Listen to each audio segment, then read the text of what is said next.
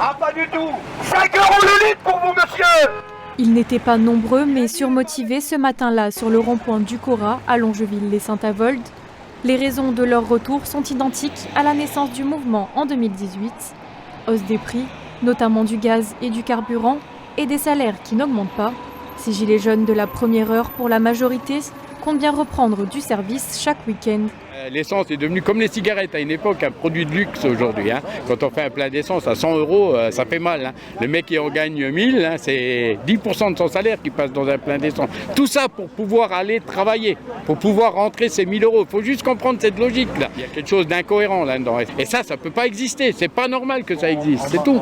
C'est pas avec leur chèque de 100 €, là, un chèque inflation de 100 €. Ils vont nous donner une prime à l'énergie, là aussi, de nouveau, un chèque énergie, on ne sait pas de combien il est. Et c'est pas ça qui va nous remplir l'assiette. On est là.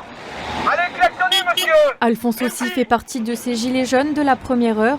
Présent ce matin-là, il prévoit de se rendre à Metz l'après-midi même pour poursuivre cette mobilisation.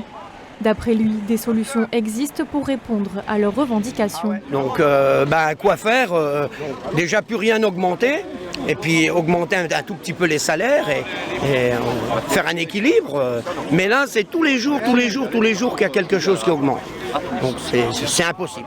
Après une négociation avec les forces de l'ordre, les gilets jaunes ont réussi à se faufiler jusqu'à la station essence afin de prendre la température des locaux venus faire leur plein de carburant.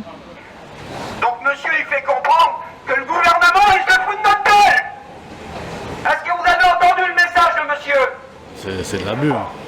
Pendant le confinement, c'était 1,18 parce qu'ils savent que les gens, il y avait beaucoup moins qui travaillaient, puis maintenant que les gens ils travaillent, il a 1,50 minimum. C'est exagéré et bientôt rouler, ça sera du luxe. Il est très très cher, chaque jour il est monté, chaque jour. Hier, l'autre prix, aujourd'hui l'autre prix, c'est bon. Les 100 € qu'ils ont donné, qu'ils vont donner aux gens qui gagnent moins de 2000 € pour les aider, je suis d'accord que ça va peut-être les aider sur le moment.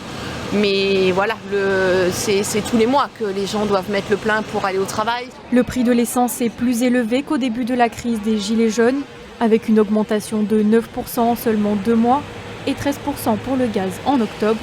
Des chiffres qui laissent présager une reprise du mouvement des Gilets jaunes, comme on a pu le connaître en 2018.